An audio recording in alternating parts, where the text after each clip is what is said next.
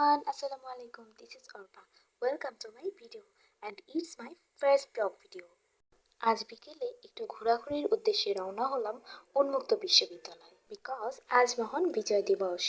এ উপলক্ষে উন্মুক্ত বিশ্ববিদ্যালয় সবার জন্য উন্মুক্ত করে দিয়েছে ঘোরাঘুরি করার জন্য। তো প্রথমেই এন্ট্রি গেট থেকে আস্তে আস্তে ভেতরের দিকে যেতে লাগলাম। প্রচুর মানুষ আজকে এখানে টাইম স্পেন্ড করার জন্য ঘুরতে এসেছে। এটা হচ্ছে এন্ট্রি গেট থেকে ঢোকার পরেই প্রথম ভিউ।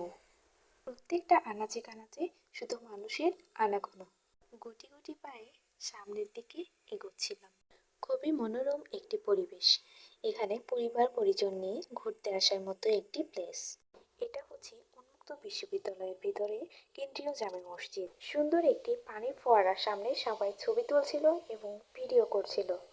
এখানে অনেক রকমের ফুলের গাছ লাগানো ছিল। আর একটু সামনে এগোতেই চোখে পড়লো কয়েন প্ল্যান্ট। কতদিন যাবৎ কয়েন প্ল্যান্ট খুঁজে বেড়াচ্ছিলাম যে কোথায় পাওয়া যায়। প্ল্যান করি যাওয়ার সময় নিয়ে যাব। এখানে একটা খেলার মাঠও রয়েছে, সবাই এখানে খেলাধুলা করছিল। আর এই যে দেখছেন একটা কাঠগোলাপ গাছ। কাঠগোলাপ গাছ থেকে তো ভাবলাম কাঠগোলাপ কানে গুঁজবো, বাট সে কি করে হয়?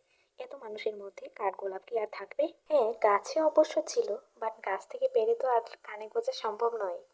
আর হ্যাঁ, এখানে বাচ্চাদের খেলাধুলার জন্য রয়েছে সুন্দর একটি পার্ক প্লেস। এটা হচ্ছে গোলাপ বাগান।